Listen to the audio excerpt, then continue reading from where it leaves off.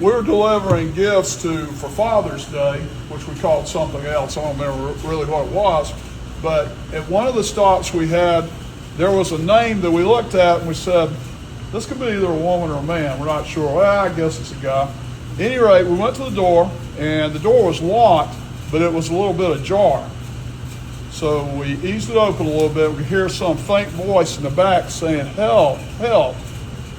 So we went in the back, and there's like a bathroom there, a bedroom and bathroom, and there's a lady in there. She'd fallen in the shower, and so let Barbara go in. She put some towels on her so we could lift her up, get her into her bed where she's comfortable.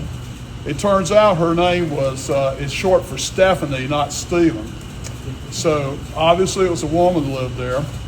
Barbara went and got her something to eat or drink. I made her comfortable, try to make her comfortable in the bed. And then I asked her, so would it be okay to pray for you? And she said, sure, please pray for me. So I prayed for her. And I mentioned Romans 10:9, if you confess with your mouth that Jesus Christ is Lord, you believe in your heart that God raised him from the dead, you'll be saved. So then we asked her, are you saved? And she said, I sure am. You and your wife showed up. This was on a Friday. There was nobody supposed to be there till the Meals on Wheels person came by the following Tuesday. She said, I probably wouldn't have made it.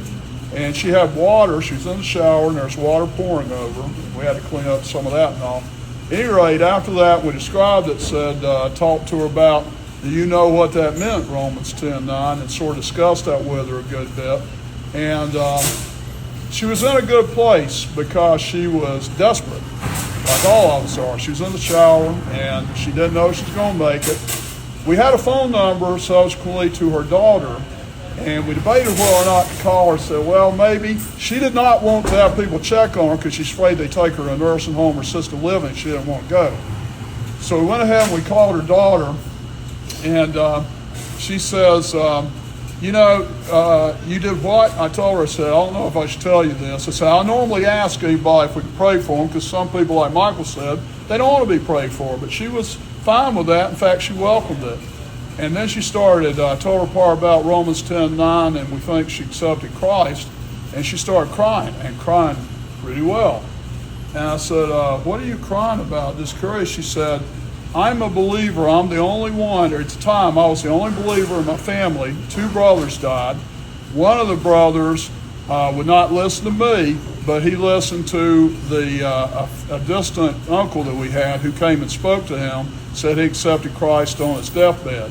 And he said, I have been talking to her for so many years about this, and she has never been accepted, would never accept Jesus, And I told her, I said, well, maybe the time was right. Again, she was desperate at the end of her wits' end, And so, at any rate, that made an eternal difference with her, and then it basically lifted up her daughter, who was also afraid that her prayers were going unanswered. So that's why I love working here. We see miracles happen all the time. We tell other people about it. I shared this with my sisters, our elders. I'm one of the elders of our church. I shared it with our dog sitter Sandy. So it's going all over. All put it on Facebook.